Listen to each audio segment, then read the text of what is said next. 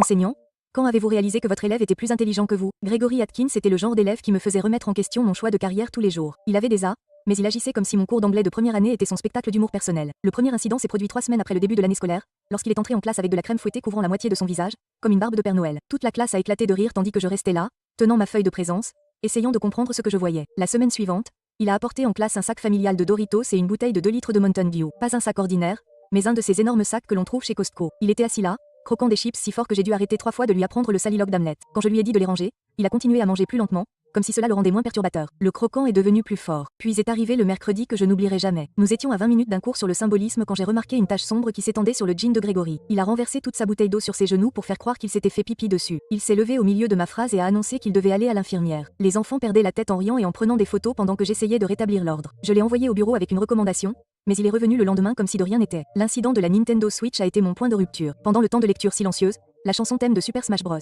A soudainement retenti à plein volume dans la classe. Gregory était au dernier rang en train de jouer à un match contre lui-même avec 2 manettes. Quand je suis arrivé pour la lui confisquer, il était déjà en train de la ranger et de s'excuser, mais le mal était fait. La moitié de la classe le regardait au lieu de lire, et j'avais de nouveau complètement perdu le contrôle. Je l'ai gardé après le cours ce jour-là. Mes mains tremblaient de frustration et d'épuisement. 3 mois de ces bêtises m'avaient épuisé. Je me suis assise à mon bureau et j'ai regardé ce gamin qui était assez intelligent pour réussir tous les examens, mais qui a choisi d'être une perturbation humaine à la place. Pourquoi tu me fais ça? Ai-je demandé. Il a haussé les épaules et m'a fait un petit sourire. Parce que ce n'est pas si grave. Qu'est-ce que ça veut dire? Il a regardé le sol pendant une seconde, puis m'a regardé de nouveau. Son attitude est passée du clown de la classe à quelqu'un de bien plus âgé que 16 ans. J'essaie juste de rendre la journée de tout le monde meilleure. Je l'ai regardé fixement en attendant la chute, mais il a continué. J'ai vu mes camarades de classe pleurer pour les plus petites choses du monde, comme renverser de l'eau sur leurs pantalons, faire tomber leur déjeuner ou parce qu'ils avaient raté un contrôle. La semaine dernière, Joy sanglotait dans les toilettes parce qu'elle avait mis du chocolat au lait sur ses nouvelles chaussures blanches. Elle est revenue en classe et tout le monde fixait ses yeux rouges. Il s'est arrêté et a ajusté les bretelles de son sac à dos. Je ne suis pas gênée, alors je détourne l'attention d'eux. Quand je fais quelque chose de stupide, tout le monde me regarde à la place. Joy a pu se glisser à sa place pendant que tout le monde riait de ma tête en chantilly. Personne n'a même remarqué qu'elle avait pleuré. J'ai senti ma gorge se serrer. L'incident de la bouteille d'eau. Adrien Garcia. Il a effectivement eu un accident ce matin-là avant l'école. Sa mère lui a apporté un nouveau pantalon,